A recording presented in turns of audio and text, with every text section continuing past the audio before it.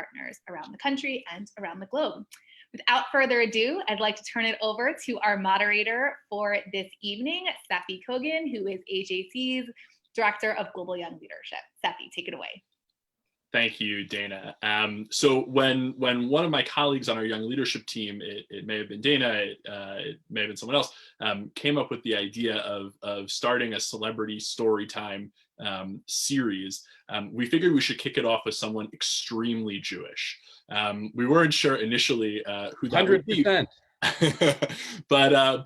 But Josh Malina, our guest this afternoon, fits the bill, and he fits the bill for three specific reasons that I'll highlight now. First, one of the proudest like Jewish TV moments that I recall watching was when his character on Sports Night, Jeremy Goodman, and here this is thematically appropriate, convenes his colleagues for a Passover Seder. And not only is there a Seder and you catch a glimpse of matzah on the table or something like that, but Josh actually stands up and makes Kiddush. And that was a really beautiful, really kind of, proud, out and proud Jew moment to see on TV as a young person. The second, he is quite involved with a smattering of Jewish organizations, which you can see him talking about and touting on his Twitter, which is always a good follow and very interesting and funny. And the third, and perhaps the most kind of telling that this is someone extremely Jewish who we're dealing with, is that as I started to talk about this program and to promote it among my friends and family, no fewer than 3 people told me that they have various kind of Jewish geography connections to Josh, or is your dad's name Bob? Someone told me, give regards to Bob Melina, Bob and Sheila or something, some very Jewish mother name. What's your? Fran. Fran, okay, very Jewish Bob mother. And Fran. So we reached out to Josh. He makes a habit of heckling West Wing fans on Twitter, but when I reached out with this question, there was no heckle. There was a speedy, hearty, happy to do this. We're so appreciative to have you with us now, Josh. What we're going to do now is Josh is going to read 2 stories, 2 books of his choosing, partially his choosing, and we'll do those 2. That'll be a great thing for all the kids who are with us. And then we have an activity that the kids can take part in while their parents, first I'll ask a few questions, and then their parents are welcome to send in questions as well. If you're not a parent or you're not a kid, you're not in the wrong place. You're certainly welcome to join us. But the next 10 to 15 minutes is going to be filled with material kind of targeted for the age 2 to 6 set. So without any further ado, I'll turn it over now to our very special guest, Josh Malina. Thank you for having me. Hi, kids. Thank you to the kids. I love reading. I love stories. Look, there's a stack of books right there, precariously perched. But I love probably most of all story books, picture books, but I don't get to read them often because my own kids are 22 and 17, 18 in a couple weeks, poo-poo. So I don't get to read a lot of picture books, so thank you for letting me read them to you. Also, it's not lost on me that we're celebrating Passover. I think we're on day 5 of 8, and it is a Jewish holiday that is all about one incredible central story. And if you had a Seder or Seders, depending on where in the world you are and how you choose to observe, you probably were part of either telling or listening to the story of the Exodus. So I'm going to read to you a couple Passover stories today. But first, I must don my reading glasses because I've reached that age. All right, the first book is called Sammy Spider's First Passover, and it was written by Sylvia A. Rouse and illustrated, that means she drew the pictures, by Catherine Janus Kahn. And that's the cover, and there's Sammy the Spider. And it goes a little something like this. Also, here's a little Vorspeise. It's a book of shapes. So look for and listen out for some shapes. Sammy Spider was fast asleep in his web up on the Shapiro's living room ceiling. As the warm spring sun shone through an open window, Sammy snuggled deeper into his cozy web. There's the sun, and there's Sammy in his web. A sudden swishing noise startled him awake. "Mother," he screamed, "a monster has broken our web." There he is. That's who he thinks the monster is. Sammy scurried across the ceiling and hid in a corner. Mrs. Spider hurried over to comfort him. "Don't worry, Sammy. That monster is called a broom, and Mr. Shapiro is just using it to dust the ceiling." Each spring, the Shapiros give their house a special cleaning to prepare for Passover. Springtime is a perfect time for us to make a new web. There you go. There's Mr. Shapiro with the broom. "I don't know how to make a web," Sammy said sadly. "Well, I'm going to teach you," said his mother, giving him a big hug. "Will we celebrate Passover too?" asked Sammy. "Silly little Sammy," laughed Mrs. Spider. "Spiders don't celebrate Passover. Spiders spin webs." We begin by spinning one thread. Here's Sammy and his mom. And look, they're spinning a single thread. Then we spin a second and a third. Finally, we spin a fourth to make a square. First shape mentioned. But Sammy wasn't listening. "What is Mr. Shapiro putting on the table?" he asked. "Oh, that's called matzah," said Mrs. Spider. "Tonight is the first night of Passover, and the Shapiros will have a special meal called a Seder." And here's the square that Sammy spun. And here's matzah, which is also a square. Unless you prefer shmura matzah, but that's another discussion for another day. Then Mrs. Shapiro brought in a big platter with a roasted egg and bone, parsley, charoset, and bitter herbs. "That's called a Seder plate," Mrs. Spider explained. "The Shapiros will eat special foods at their Seder." "Do spiders eat special foods for Passover?" asked Sammy. "Silly little Sammy," answered his mother. "Spiders don't celebrate Passover. Spiders eat flies and other insects. To catch them, we spin a web, and I need your help. Watch me attach a circle to the inside of our web." And there's the circle that the spiders are attaching to their web. And do you see another circle? It's the Shapiro's Seder plate. Shapes everywhere. But again, Sammy wasn't listening. He was hovering on a silky strand above the table, watching the Shapiros at their Seder. Crunch went the matzah as Mr. Shapiro broke it in half. Sammy watched him wrap one of the broken pieces in a bright red napkin. When Josh wasn't looking, Mr. Shapiro hid it on top of the bookcase. Sammy climbed back up to the ceiling. "Mother," he asked, "why did Mr. Shapiro hide the matzah?" "It's called the afikomen," Mrs. Spider answered. Very knowledgeable spider, Mrs. Spider. "It's called the afikomen," Mrs. Spider answered. "After the meal, Josh will try to find it. If he does, he'll get a prize." Here we go, Mr. Shapiro, breaking the middle matzah and hiding, not the bigger half, because of course, if he split it in half, there wouldn't be a bigger piece. That's a mathematical question. "What fun," Sammy said. "Can I play too?" "Silly little Sammy," said his mother. "Spiders don't celebrate Passover. Spiders spin webs, and I really need your help to spin a triangle inside the circle." And that's this picture here. Look, a triangle is going into the circle that's already in a square. Look at all the shapes. But again, Sammy wasn't listening. He looked longingly at the hidden afikomen. "All right," sighed Mrs. Spider, "you may watch the Seder for a while." Sammy quickly crossed the ceiling and he stopped right above the bookshelf as Josh finished reciting the 4 questions. He listened as the family sang Passover songs and took turns reading the story of Moses, who led the Jews to freedom. And there they are at their Seder. The Shapiros began their Seder meal, Shulchan Orech, for those of you who are scoring at home. Sammy had never seen so much food. Look at that. Quite a feast.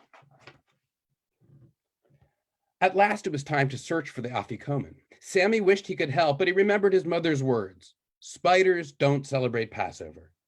Swinging from a strand of webbing, he watched as Josh searched every corner of the room.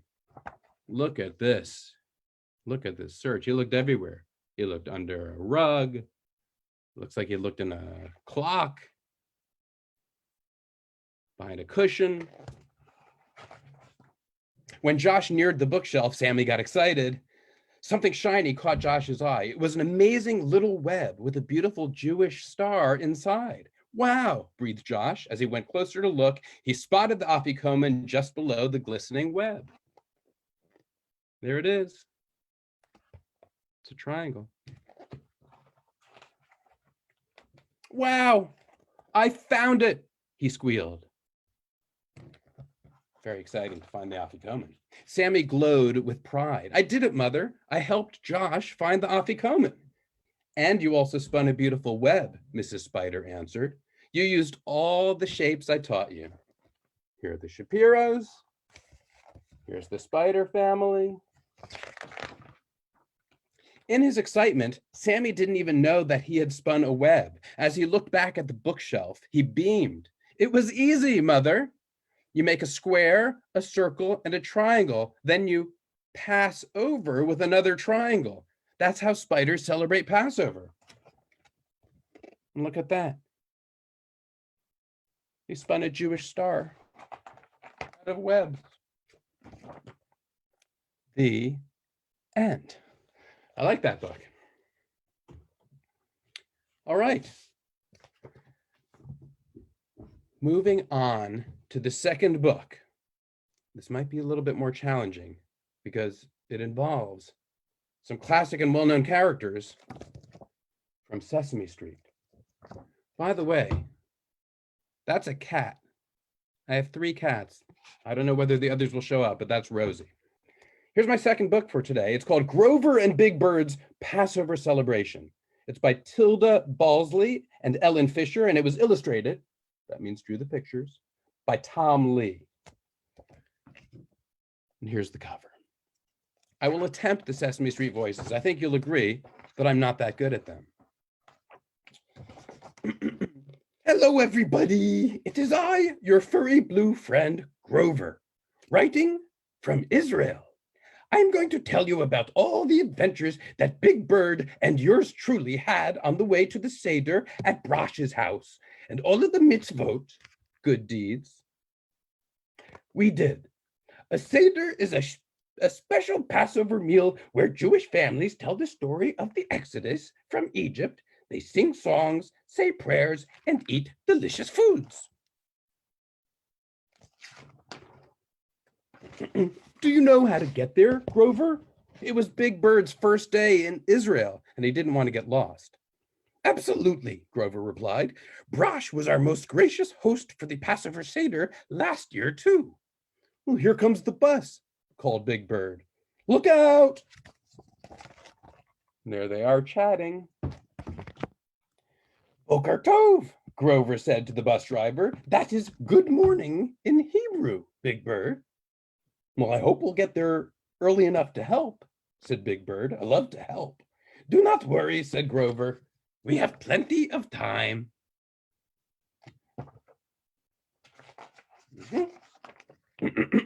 Bumpity bump bump. The bus came to a stop. Flat tire, said the driver. Everybody off. Another bus will be along shortly. Big Bird and Grover sat on a bench, waiting. Look, Grover. Big Bird pointed to a puppy running past them, his leash dangling. A little boy was racing after him. Farfel! Oh, Farfel! He cried. Big Bird jumped up and ran. He caught up with the dog and he stepped on the leash to stop him. Excellent, said Grover, patting the puppy. Big Bird patted the puppy too, and he handed the leash to the boy. Bye-bye. And bye-bye to our bus, too, said Grover. But no problemo. We can take a shortcut through the park to the next bus stop. There it is, chasing the puppy down. Hey, Grover, said Big Bird. Come smell these beautiful flowers, but watch out for the sticker bush. Too late. I am stuck. Classic Grover. Hang on, Grover, Big Bird called. I'm coming. Snip, snip, snip. Big Bird used his beak to unstick his friend. That was totally awesome, said Grover. You set me free. Do you know that the holiday of Passover is all about freedom? Big Bird shook his head. Freedom for big, furry blue monsters? No, Big Bird, freedom from mean old Pharaoh. A long time ago, the Jewish people were slaves in Egypt. A man named Moses led them to freedom. And here are Big Bird and Grover is painting a picture with his words. He's telling the Exodus story to Big Bird. That's one of the nice things about picture books. Even if you have to stay inside, you can read a picture book and travel in your mind. Now, as they walked, Grover thought about Brosh and Abigail getting ready for the Seder. I bet Abigail is practicing the 4 questions right this very minute. Big Bird scratched his head. Is one of the questions, where are my friends Grover and Big Bird? Oh, that is very funny, Big Bird. But the 4 questions are part of the Seder. I remember the beginning. Why is this night different from all other nights?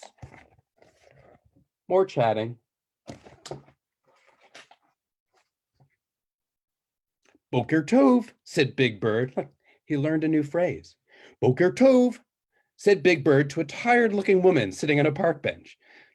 She nodded and moved her bags over to make room for them. I'm just resting a minute, she said. I had so many things to buy for my Seder. Grover peeked in the bags. You are not kidding. Matzah, horseradish, or grain, eggs, parsley, salt, a roasted bone, zroa, apples, and nuts. Please allow this furry blue monster to carry your groceries. That was nice of him. And this big yellow bird, added Big Bird. And here they are, being nice and helping someone out who needs a hand. That's a good way to be. Very cool. When they got to her house, the woman took the groceries. Toda rabah, she thanked them. Shalom. Grover waved. Shalom is the Hebrew word for goodbye, he told Big Bird.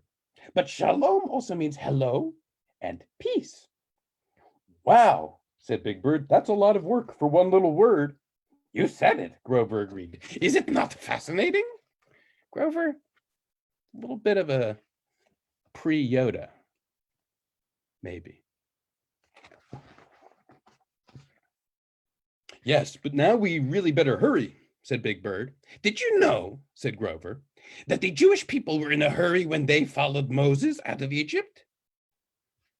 They could not even wait for their bread to rise. That is why we eat flat, crunchy matzah on Passover. And there you go. He's painting another picture with words as he tells Big Bird our story. Grover looked around. It is definitely time to go, but I'm a bit confused. Where are we exactly? Then he saw a tumble-down truck turn down the street. Moshe Ufnik? Cried Grover. We're so happy to see you. Happy, repeated Moshe. Yuck. He's a little bit grouchy, like another famous Sesame Street character.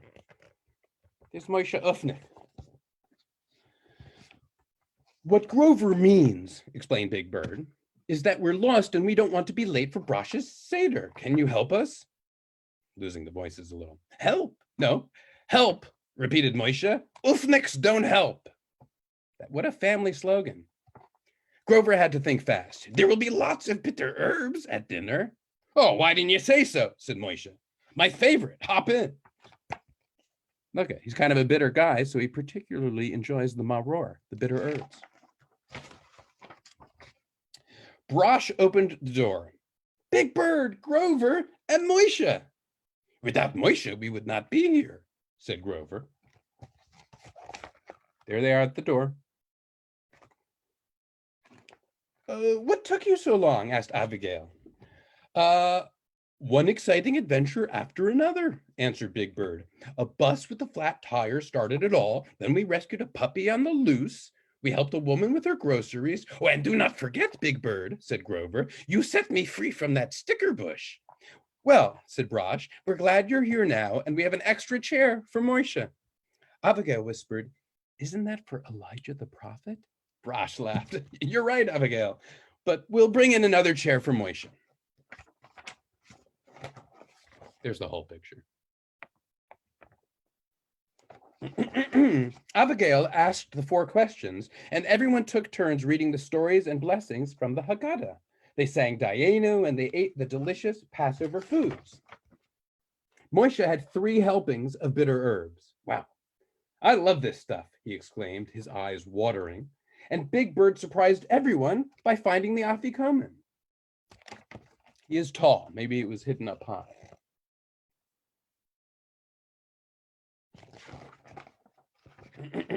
Now, before the night was over, Abigail begged Grover to retell the story of the day's adventures. And that is why, Grover finished, we were absolutely no help at all in preparing this beautiful Seder meal. But Grover, said Brosh, while we were getting ready for the Seder, you spent your day doing mitzvot, good deeds. That's a very important kind of helping. Ooh, said Big Bird, my brain is full of new words. My heart is full with new friends, and my tummy is full of matzah. Let us know how that works out for you, Big Bird. Can I come for Seder next year? Brosh smiled. Of course, as the Haggadah says, next year in Jerusalem. And there's the last picture. The end. Well, that was amazing. Thank you, Josh. I want to talk to all the kids out there now and ask you to do a little drawing project. We were hoping that for the next few minutes, you could take some time to draw one of 2 things. You can either draw your favorite thing from the Seder that you did 3 nights ago, or you could draw a picture from something that Josh just read. So if you want to go and maybe you know where some crayons are, or you can ask your parents to quickly hand you some crayons, you can draw a picture, and then your parents, if they want, could put it on Instagram and mention at AJC Global, and we will share some of the best ones to our story. Okay, so Josh, so first of all, I mean, that was amazing. I was on mute laughing out loud in my own childhood bedroom where I heard Sammy the Spider many a time That's sweet. back in the day. I want to kick this off with a few questions. I also want to remind our attendees that they are welcome to send questions either through the Q&A function below or by sending them to Young Leadership at AJC. At ajc.org. So the first question that I wanted to kick us off with, this has been a weird Pesach, a weird Passover for all of us. Some people are embracing the new innovation of a Zoom Seder. Others are just kind of making do with smaller Seders. But I think there's something really nice about reflecting on the holiday traditions that we cherish year after year, even if they may not have happened in the normal way this year. So I thought you could maybe share with us a favorite Melina Passover tradition. Absolutely. And I think this year we accomplished Hidur Mitzvah by observing this tradition in a new way, and then even I think most of our family would agree, an enhanced way. For the last many years, I have shared Seders with my parents and my sisters and my wife and my kids, but a smaller group than I grew up having Seders with. And one thing we always did as a kid was at the end, when you get to sort of the If Anyone's Still Awake additional songs, we would sing Echad Mi Yodea, who knows one. We actually sang it in English. And I have very fond memories when I was a little kid of doing this because we like rules and we like games. And so it's one of those songs were who knows one, I know one is our God in heaven and on earth. Then you do who knows two, and the 2 and 1, 3, 3, 2, 1. So it takes a long time. We would insist that everybody had to stand and when it was their turn to be a certain number and sing. And if you stood at the wrong time or sang at the wrong time, you'd have to start over. So, and this is always at the end of a long Seder, and with some older participants that had trouble standing at the right time. So a lot of mayhem and hysteria would ensue. And this year we brought it back because the upside of the Zoom Seder is that even though I have a lot of this family now is on the East Coast and they have their own time zone and their own Seder, we were able to coordinate so that just before our Seder and after their Seder, we could all once again participate in this ritual of singing that song a box at a time, and have the entire extended family together again. So it was a really nice way to do something new and even improve upon past Seders. Amazing. Beautiful. So I listened to and loved your podcast, the West Wing Weekly, in which you and Rishi Hirway went through kind of week by week each episode of the West Wing. For fans of the West Wing out there who haven't listened to the podcast, it very much worth listening to. I loved it. One thing that struck me, and I think that is striking a lot of us right now, is how much of a normal guy you are, or at least very good at acting as a normal guy. But you know, so I was hoping from one normal guy to a whole bunch of normal folks on this call, have you come up with any tips or tricks you can share about staying sane through this long kind of isolation and crisis? Now, I wish I were wiser than I am. I would say that my family pretty often, it's very easy to complain out loud and explicitly, and that happens a lot at our house, but that we try every time we do vocalize any kind of complaint to also articulate how lucky we are, even within this circumstance. We're in a situation where our whole family is together. We have a home for safety. We have enough food. And so I also think it's, an inherently positive and Jewish way to look at one's circumstance in life, is to just constantly be aware of the blessings. It's not that you don't have to pretend that there's nothing negative in your day, but anytime you do acknowledge it, try to immediately acknowledge your thanks for your blessings. Beautiful. John from Milwaukee emails in a question. He says, Will Bailey, your West Wing character, is, as Adam Sandler might say, not a Jew, but Jeremy Goodman in Sports Night is quite Jewish, as we discussed earlier. I only watched one season of Scandal, but I'm going to go on a limb and guess that David Rosen is also Jewish. That sounds like a reasonable guess.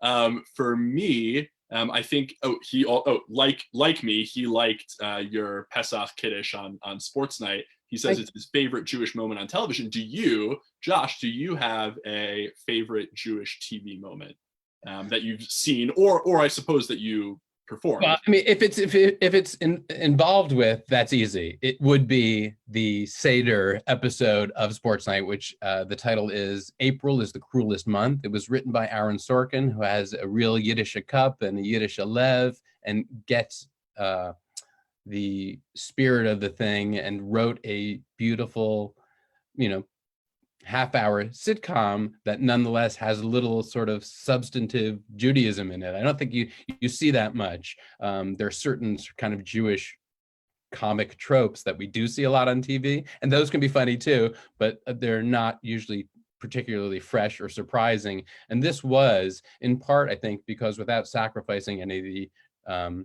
comedy, Aaron wrote a script that actually respected the idea of having a Seder and telling the Exodus story. So for me, it was not only just in the content, but also in the execution of it. It happened that my parents and I believe my older sister were visiting me on set that day while we were filming the Seder scene. So to be with these people with whom I had shared, I don't know exactly how old I was then, but probably 60 or more Seders previously, it was particularly special for me to have them there while I shot that scene. Amazing.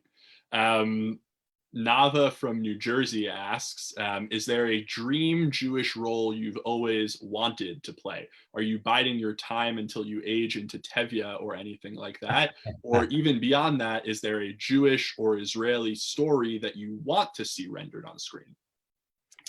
These are all good questions. I would say most of the Jewish roles I had in mind, I've aged out of. I always wanted to play Eugene Morris Jerome in the Neil Simon plays. There's a trilogy, Brighton Beach Memoirs, Biloxi Blues, and Broadway Bound. I auditioned for them many times, unsuccessfully. Really wanted to play that part. There was a time I sort of dreamed of doing a Warsaw Ghetto uprising project and playing Mordechai and Levitz. My dear friend Hank Azaria was great in that role in a project. Yeah, I've aged out of that.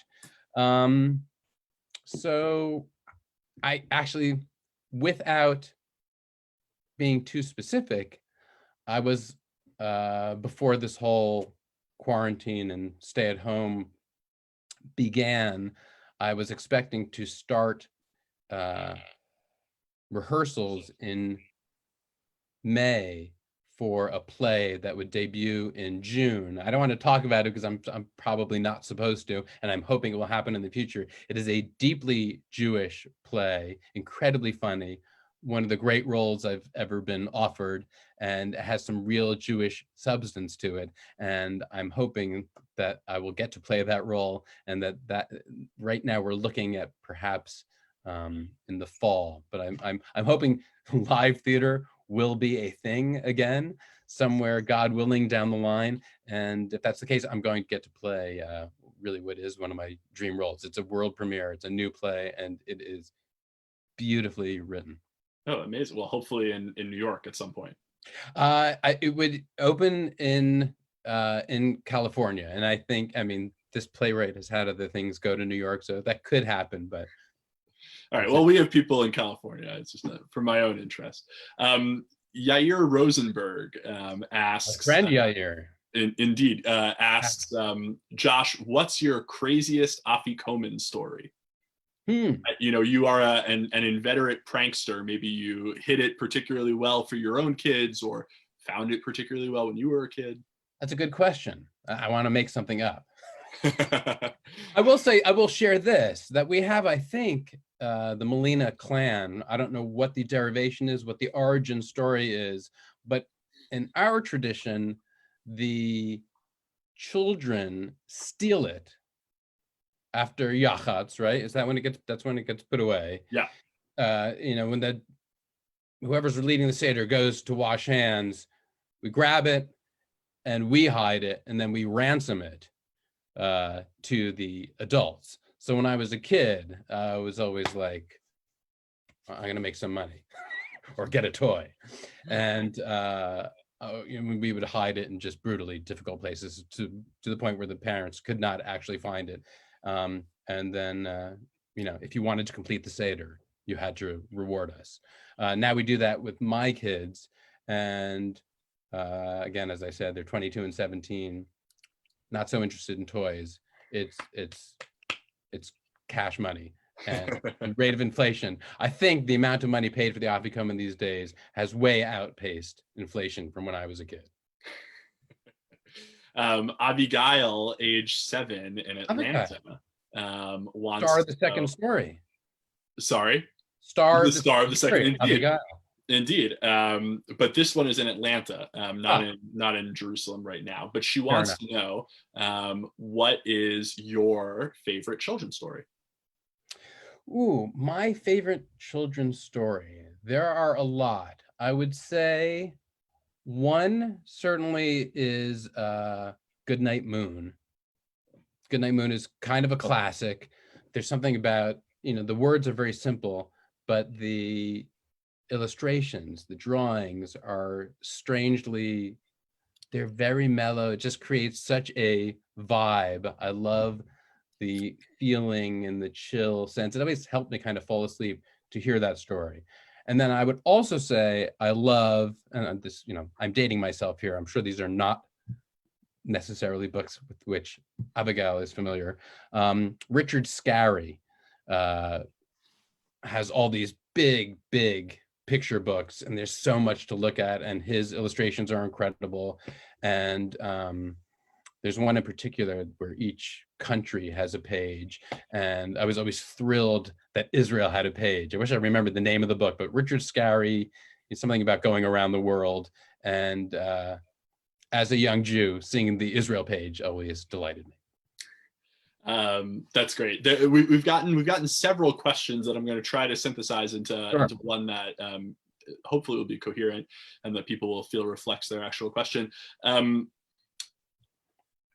Obviously, Jews are not underrepresented in Hollywood, but as you know, as kind of discussed at the outset, you are like a particular type of Jew that I think you were, maybe raised on the cusp between conservative and Orthodox Judaism, if your Wikipedia page is to be believed, and you have kind of a particular affinity for Judaism as a religion and for Israel that maybe is not universal among the Jews of Hollywood.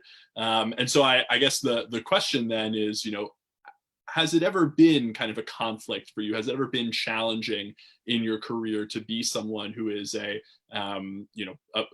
pro-Israel Jew, a religious Jew? Has that ever come into conflict with your profession? Yeah, these are all great questions. That is a great amalgamation question of many other questions. I think the answer would be no, not for me, because as you said earlier, I really am a very normal person. So I kind of just am who I am. It's easier than trying to front as something else. I did have an interesting experience, I think in almost 20 years ago. 2001, maybe, the Jewish Federation of Los Angeles asked me to come to this pro-Israel rally. Again, there was no political statement. It was a rally for Israel's right to exist. And I remember thinking that's not a particularly controversial stance to take. Israel has a right to exist, and no politics beyond that. And they asked me to be on the celebrity dais. And I remember, I'm no celebrity now, as I'm sure all the children can attest to. And they said, who is this person and why is he reading us stories?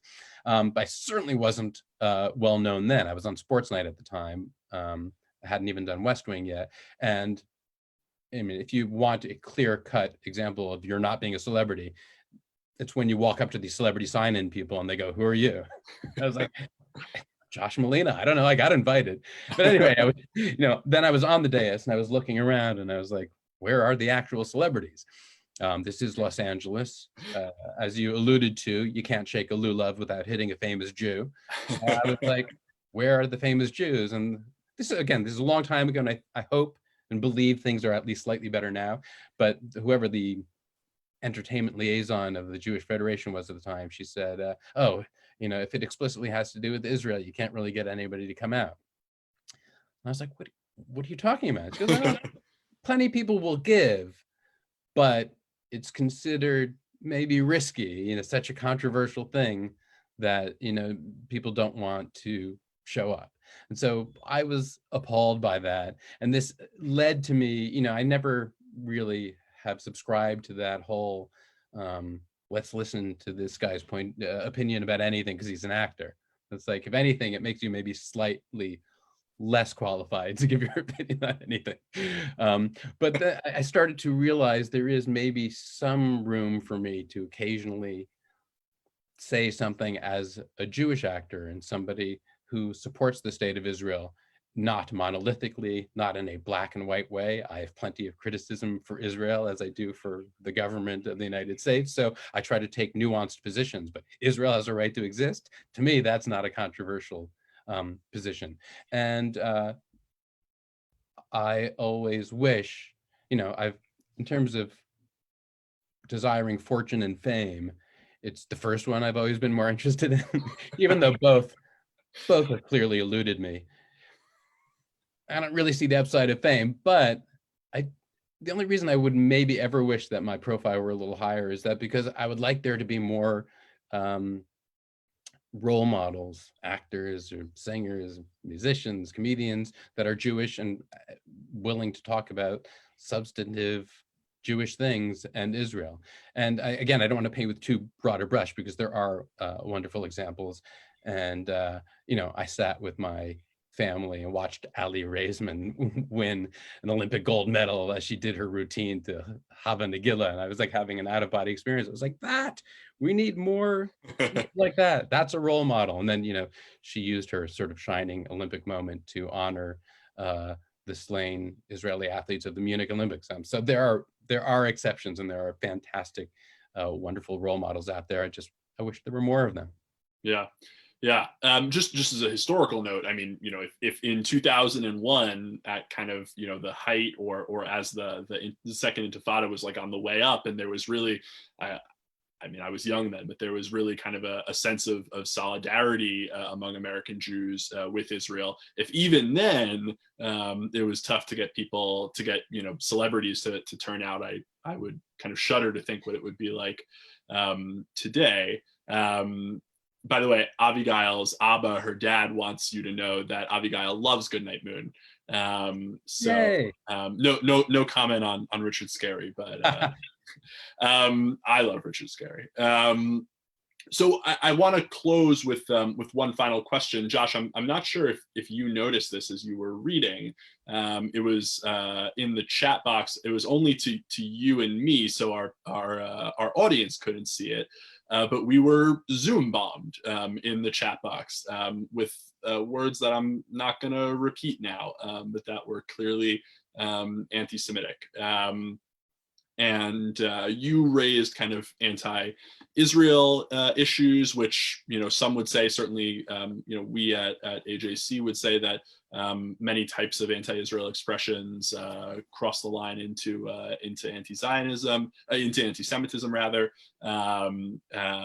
This particular Zoom bomber was maybe more from the kind of far right Christian anti-Semite. Just based on some of the things that he typed. We have a great big audience here of people who may or may not be familiar with AJC. We promote Israel's place in the world. We promote pluralism and democratic values, and perhaps most importantly today, or first among equals, we combat anti-Semitism around the U.S. and around the globe.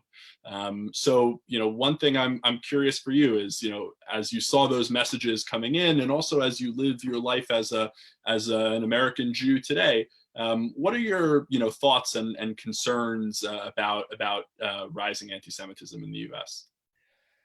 Yeah, I definitely did notice. They're still up on my screen, in fact, and it was a weird experience. Because of course, at first it was startling, trying to read a book to kids, and this is what I'm seeing, and you can imagine what it is I'm seeing. And then I very quickly I felt empowered. I felt this is somebody, and it's just written over and over and over and over because they're not getting any traction, because we've got a room full of people, virtual room around the world, presumably largely Jewish. And we're doing our own thing, and we are celebrating our story and our holiday, and we're sharing it with anybody else who wanted to join. And so I felt empowered in a weird way, because I felt like, look, there's someone screaming into the wind. Let him scream.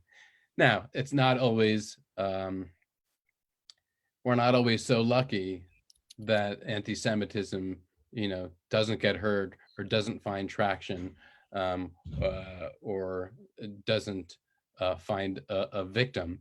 So yeah, I live in this world, and so I can't pretend that none of it matters, or that I'm not concerned, or that I don't worry about myself and my family and my people. But I mean, thankfully, there are organizations like this.